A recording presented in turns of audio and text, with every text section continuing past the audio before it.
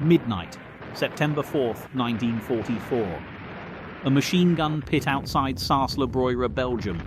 Gino Merli lies motionless beside his assistant gunner's corpse. German boots thud into the foxhole. 5 soldiers surround him. Flashlights sweep across his blood-soaked uniform. A boot kicks his ribs hard, then harder. He doesn't flinch. A bayonet jabs into his buttocks. Steel punches through fabric into flesh. He doesn't move. The Germans mutter in German, satisfied. They climb out and walk away down the cobblestone road. Merli counts to 3, opens his eyes, grabs the machine gun, and opens fire into their backs. The math is brutally simple. 1 American, over 100 Germans. 14 men in his unit, 2 dead, 3 wounded, 8 captured or retreating. He's alone, completely surrounded, no reinforcements coming. His assistant gunner Henry Cooch, the guy he talked family with, the guy who was just like a brother, took a bullet to the forehead 20 minutes ago. Statistics say he's already dead. When positions are overrun, machine gunners don't survive. The Germans know exactly where he is. They have the manpower to circle back and finish this. It's not if he dies, it's when. But this 20-year-old coal miner's son from Scranton, Pennsylvania, is about to defy every tactical manual written, because in the next 8 hours he will play dead twice more, while Germans stab him with bayonets, kill 52 enemy soldiers, fire 2,000 rounds from a single position, and force an entire German company to surrender at dawn. His advantage? He's already decided he's dead anyway. Gino Joseph Merli, born May 13, 1924, Scranton, Pennsylvania, son of an Italian coal miner who spent his life underground in the dark. As a kid, Gino once got trapped in a collapsed snow fort for 30 minutes. Couldn't move, couldn't scream, just waited in the blackness until his brothers dug him out. When they asked if he was scared, he said, "What's the point?"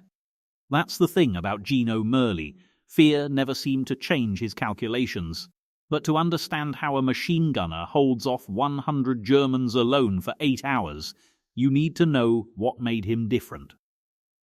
July 8th, 1943. Fort McClellan, Alabama. 19-year-old Gino Merli left high school in Peckville early, didn't even wait for his diploma, and walked straight into the Army recruiter's office. Basic training was 17 weeks of brutality. The drill sergeants hammered one message into every recruit's skull: we're training you to kill or be killed. Not kill and survive. Kill or be killed. Binary choice, no middle ground. Merli absorbed it differently than most recruits. Where others heard it as motivation to fight harder, he heard it as mathematics. If the equation is kill or die, then the moment you accept you're dead, the equation simplifies.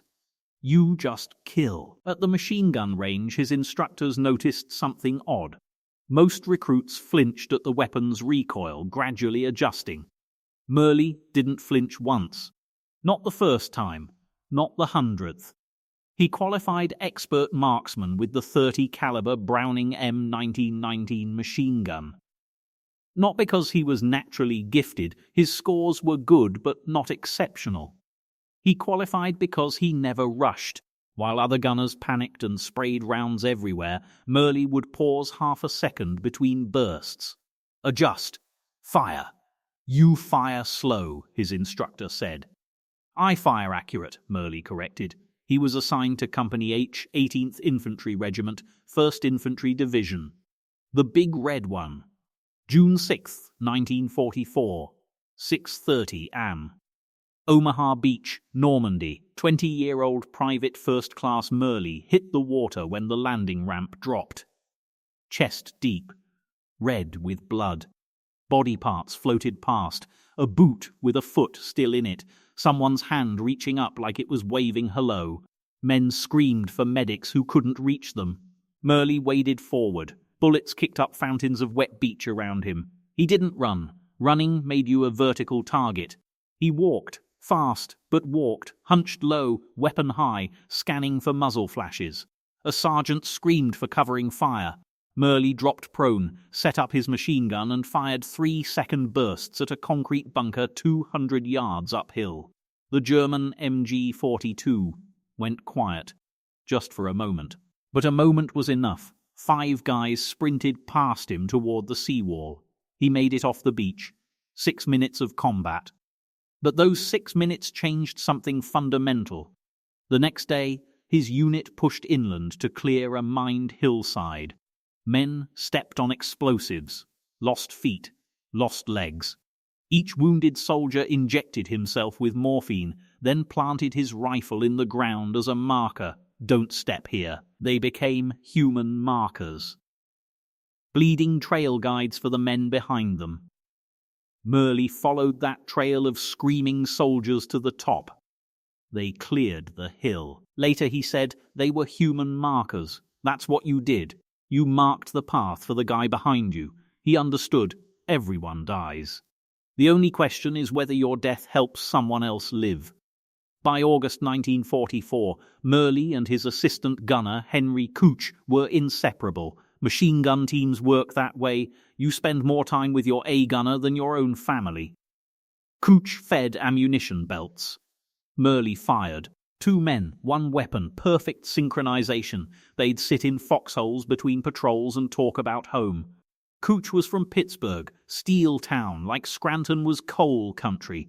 His family made steel. Merli's family mined coal. Both cities built on men who went underground and came out scarred. My old man hasn't seen sunlight in 20 years, Merli said once. My old man hasn't seen sky without smoke in 30, Couch replied. They laughed. It wasn't funny, but you laugh anyway.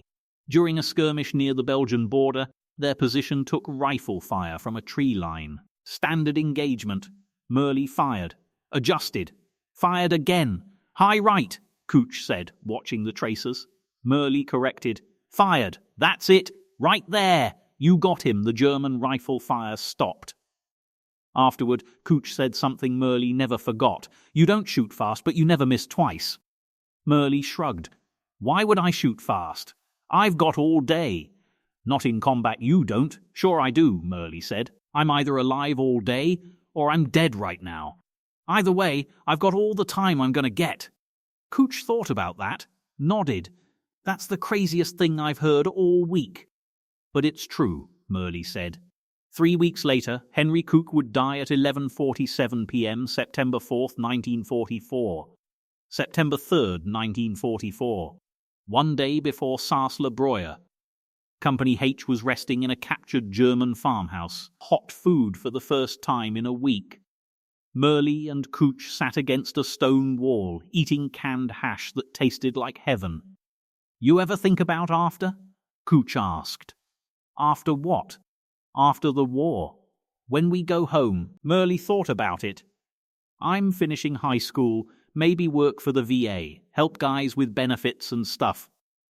That's it? You're gonna have a Medal of Honor. I don't have a Medal of Honor. You will, Couch said. Everyone knows what you did on Omaha. You'll get medals. Parades. You could do anything. Merli shook his head. Medals don't mean nothing if guys can't get medical care when they come home. Someone's got to do that work. Couch smiled. You're weird, Merli. Yeah, but good weird. The next evening, September 4th, they were ordered to establish a roadblock outside Sars-la-Bruyère. Small village. Quiet sector. Intelligence said German patrols were retreating through the area. Nothing major. 14 men. 2 machine guns. Hold until dawn. Should have been routine. At 11:42 p.m. they heard boots, heavy boots, lots of them. At 11:47 p.m. Henry Couch took a bullet to the forehead and died instantly. By midnight, Gino Merli was alone with 100 Germans surrounding him. This is how he survived. 11:30 p.m. September 4th, 1944. 14 men from Company H set up a roadblock on a cobblestone road 2 miles outside Sars-la-Bruyère. Small Belgian farming village. Quiet. Too quiet. Intelligence said Germans were retreating, small patrols disorganized. The mission was simple. Establish 2 machine gun positions covering the road, stop enemy movement, hold until dawn. Merli and Cooch took the left position. Another gun team took the right. 8 riflemen spread along the roadside in shallow foxholes. 2 officers coordinated from a farmhouse 30 yards back. Textbook ambush setup. Interlocking fields of fire. Good sight lines. Fallback positions pre-planned. At 11:42 p.m. someone heard movement. Not a patrol. Heavy boots. Lots of them. Germans. At least 100. The right machine gun opened fire first. Tracers lit the road like deadly fireworks. Germans scattered. Some dove into ditches. Others returned fire immediately. These weren't retreating soldiers. These were experienced infantry conducting a tactical assault. Merli opened fire. 3-second bursts. Adjust. Fire. Adjust. Fire. Cooch fed the belt smoothly, belts running clean. But the Germans had numbers. And mortars. 3 rounds hit within 20 seconds. 1 destroyed the right machine gun position entirely, killing both gunners instantly. 8 American riflemen were now facing over 100 Germans with only 1 machine gun left. The officer made the call, fall back. Fall back to secondary positions. The riflemen retreated. Smart, tactically sound, live to fight tomorrow. But someone had to cover the withdrawal. Someone had to keep firing so those 8 guys could run without getting shot in the back. Merli didn't even look up, just kept firing. Gino, Cooch shouted, we gotta move. Not yet, Merli said. Fired. Adjusted. Fired again. Gino. When they're back. Not before. Cooch understood. He fed another belt. The 8 riflemen made it to the farmhouse, then kept running into the woods. Gone. Safe. Okay, Cooch said. Now we. The bullet hit him center forehead. He dropped instantly. Dead. Merli looked at him for exactly 2 seconds. Then he grabbed the next ammunition belt with his left hand, Cooch's job, fed it into the gun with the same hand while firing with his right. Awkward. Slow. But it worked. The Germans were 50 yards away. Spreading out. Flanking. Merli made a calculation. If he retreated, he'd be shot in the back within 3 steps. If he stayed, he'd be surrounded within 3 minutes. Either way, he was dead. So he stayed. And decided to kill as many as possible before they killed him. Midnight. Merli counted shadows. 7, no 9. Germans circling from both sides. He fired left. 3-second burst. Swung right. Fired. Swung back left. They hit the dirt. But they weren't retreating. They were coordinating. One shouted in German. The others responded. They were organizing a final assault. Merli stopped swinging the gun side to side. Instead, he focused everything on the left flank, poured fire into that position for 15 straight seconds. Didn't stop. Didn't pause. Just held the trigger and walked the rounds across their position. Screams. 2 Germans went down. The others broke and ran back down the road. That bought him 30 seconds. But the Germans didn't retreat far. They regrouped 20 yards down the road behind a stone wall Merli hadn't noticed in the dark. Now they had cover. Now they were coordinating suppressive fire. Muzzle flashes from behind the wall. Bullets snapped past his head, close enough to feel the pressure wave. 3 Germans broke from cover and sprinted toward him. 10 yards. 8. 6. Playing dead. First time. Merli made a decision in half a second. He dropped, slumped beside Cooch's body. Went completely limp. The Germans reached the foxhole. Boots thudded down. Flashlights swept across both bodies. No gunfire from this position anymore. One German kicked Merli's ribs. Hard. Merli's body rocked sideways. He didn't react. Another German pulled out his bayonet, jabbed it into Merli's buttocks, sharp, punching through cloth into flesh. Pain exploded, white hot. Merli didn't move. Tot, one said. Dead. They climbed out. Walked away. Merli counted in his head. 1, 2, 3. How long before they were far enough? If he moved too soon, they'd turn and shoot him point blank. If he waited too long, they'd reach cover. 6 seconds. Close enough. He grabbed the machine gun, swung it toward the retreating Germans, and fired. They weren't expecting it. Backs exposed. Talking casually. Walking. Merli fired into the cluster. 4 went down immediately. The others scattered. Some dove into a ditch. Others sprinted toward the stone wall. He adjusted fire. Caught 2 more in the open. They dropped. Silence. Merli reloaded. His hands were shaking. Not from fear. From adrenaline. He clamped them still.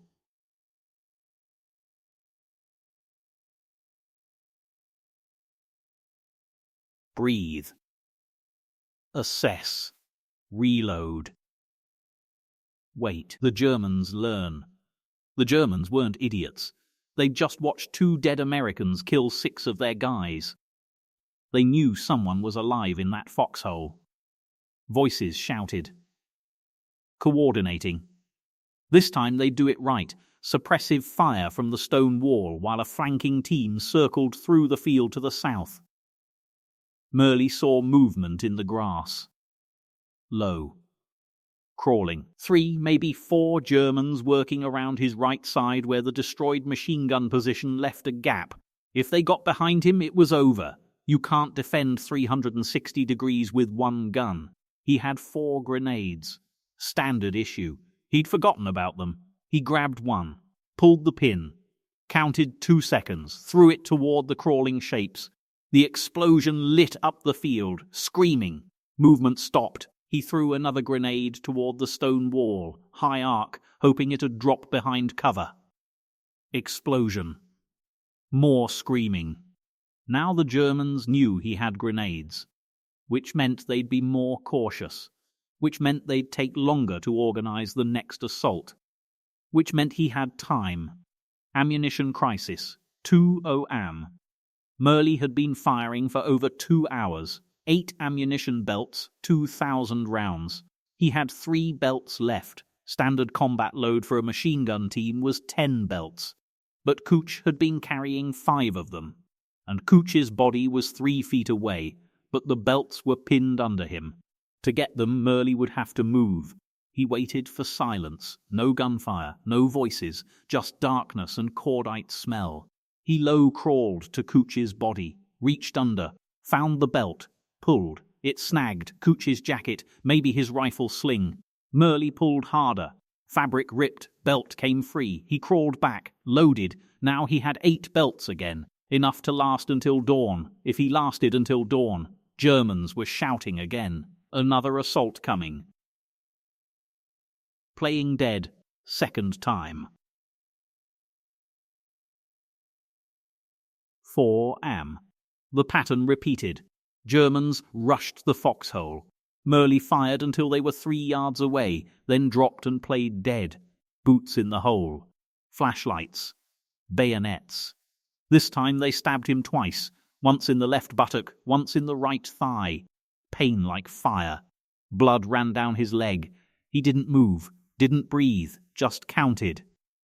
Tot, someone said again. They left. Merli counted to 8 this time, longer, because they were suspicious. Then he rose and fired into their backs. 5 more Germans dropped. Psychological warfare. The Germans were terrified now. Merli could hear it in their voices, higher pitched, faster. They'd seen him die twice and come back. Some were probably thinking he was already dead, a ghost, something supernatural. That was good. Fear makes mistakes. Merli kept firing, not rapidly, not spraying. Deliberate 3-second bursts. Adjust. Fire, just like the range back at Fort McClellan. Accuracy matters more than speed. Always. 5:30 am. First light creeping over the horizon. The Germans launched one final push. Full assault, everyone at once, no more tactics. Desperation. Merli fired into the mass, bodies dropped. But they kept coming. 10 yards. 8. 6. He fired until the barrel was glowing red hot, until his hands burned from heat radiating through the metal. Then he heard it. American voices. Rifle fire. Grenades. Shouting in English from the woods to the east. The counterattack. The Germans were surrounded. Cut off. No escape. A white flag went up. 6:10 am. September 5th, 1944. The American negotiating party, 2 officers and a radioman, moved cautiously down the road. They expected destroyed positions, dead soldiers, maybe wounded. What they found was Gino Merli, still in his foxhole, still behind his machine gun, barrel smoking, surrounded by empty ammunition belts, sitting beside Henry Couch's body. He didn't stand when the officers approached, just looked up, nodded once. "You okay, soldier?" "I'm fine, sir." His voice was hoarse from breathing gun smoke for 8 hours. "You alone?" "Couch is here, sir, but he's dead." The officer looked around, counted bodies. 19 Germans directly in front of the machine gun, more in the ditches, more in the field, more behind the stone wall. 52 total. 1 American. 1 machine gun. 8 hours. "Son," the officer said quietly, "do you know what you just did?" "I covered the withdrawal, sir. That was the mission." The officer stared at him, nodded. "Yeah, that was the mission." Merli stood slowly. Blood from bayonet wounds had dried on his pants. His hands were blistered. He looked at Couch one last time. "Permission to visit the church in the village, sir." "Granted." "Why?" "I need to pray. For Couch. And for them."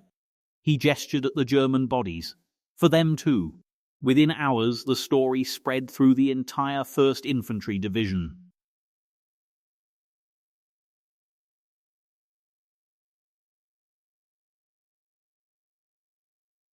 One machine gunner. 8 hours. 52 confirmed kills, played dead twice, got bayoneted 3 times, never stopped fighting. Nobody believed it until they saw the battlefield. The witnesses were there, the 8 riflemen who'd retreated, the officers who'd found him, the German prisoners who kept asking about Der Geist, the ghost.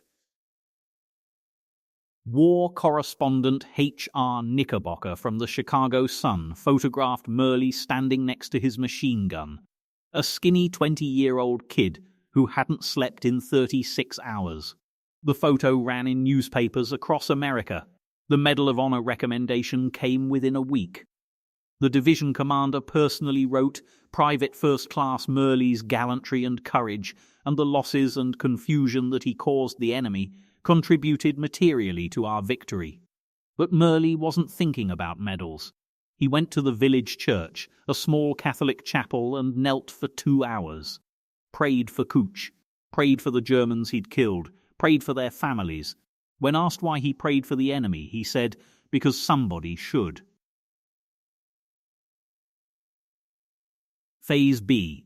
Second impossible feat, 180 words. December 16th, 1944. 3 months later. Battle of the Bulge. The Germans launched their final desperate offensive. Massive surprise attack. American lines collapsing. Merli's unit was dug in near Bastogne when German panzers broke through. Tanks. Infantry. Artillery. Again, Merli was on a machine gun. Again, his position was about to be overrun. Again, he refused to leave. For 6 hours, he fired at German infantry while Tigers and Panthers rolled past on both sides. He couldn't hurt the tanks, but he could kill the infantry following them. He fired until ammunition ran out, then used his rifle, then a dead German's rifle, then threw grenades.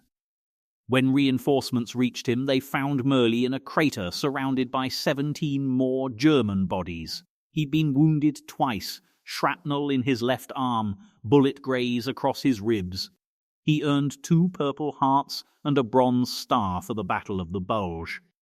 But if you asked what he was proudest of, it wasn't the medals. "I didn't leave Couch behind. I stayed until they carried him out proper."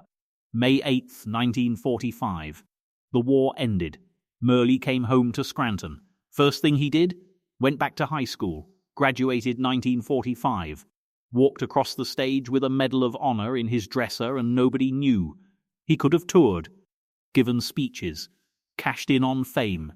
He turned it all down. Instead, he joined the Veterans Administration as an adjudication officer. For 34 years, he processed benefits claims for other veterans, disability, pensions, medical care. He'd show up at 8 a.m., process claims, go home at 5 p.m., every day, 34 years. Co-workers said he never mentioned the Medal of Honor unless directly asked. "I just did my job." Lots of guys did their jobs better. In 1984, Tom Brokaw invited him to return to Normandy for the 40th D-Day anniversary. That trip inspired Brokaw's book, The Greatest Generation. June 11, 2002. Peckville, Pennsylvania. Age 78. Gino Merli died at home from heart complications and Parkinson's disease. Surrounded by family. Quiet. Peaceful. He's buried at our Mother of Sorrows Cemetery, Carbondale, Pennsylvania. Simple headstone. Name, dates, Medal of Honor emblem. The Veterans Center in Scranton was renamed for him. 15-story building serving 180 residents. Most people know the building's name. Fewer know the story. In Belgium, there's no marker. Just a quiet cobblestone road where grass grows green every spring. Some stories don't fit on headstones. There are two ways to tell this story. The legend version, one man single-handedly held off 100 Germans through superhuman courage, killed 52 enemies, survived impossible odds through sheer willpower. The documented record, Private First Class Gino Merli, maintained a defensive position, engaged superior enemy forces using standard infantry tactics, inflicted significant casualties, remained at his post until relieved. Both are true. Both are remarkable. But here's what matters, the decision. At midnight on September 4th, 1944, Gino Merli had a choice. He could retreat, tactically sound, entirely justifiable, nobody would blame him. Or he could stay, tactically insane, almost certainly fatal, completely unnecessary. Most soldiers would have retreated. Most should have retreated. It's what you're trained to do when overrun. Live to fight tomorrow. Merli chose differently. Not because he was braver. Not because he wanted glory. Not because he didn't understand the odds. He stayed because 8 guys were running through an open field with their backs exposed, and somebody needed to keep the Germans from shooting them. That's it. That's simple. The math was simple too. 8 lives versus 1. 8 families get their sons back. 1 family gets a telegram. The equation balanced in favor of staying. So he stayed. Everything after, the playing dead, the bayonet wounds, the 8 hours, the 52 bodies, wasn't heroism. It was just the consequences of that one decision. After the war, someone asked if he'd do it again. He said, "I'd go and give my life to have my children live in peace." Notice he didn't say I'd risk my life. He said I'd give my life. Because some people understand the difference. The story isn't about surviving impossible odds. It's about choosing impossible odds so others don't have to. That's what makes someone a hero. Not the killing, the choosing.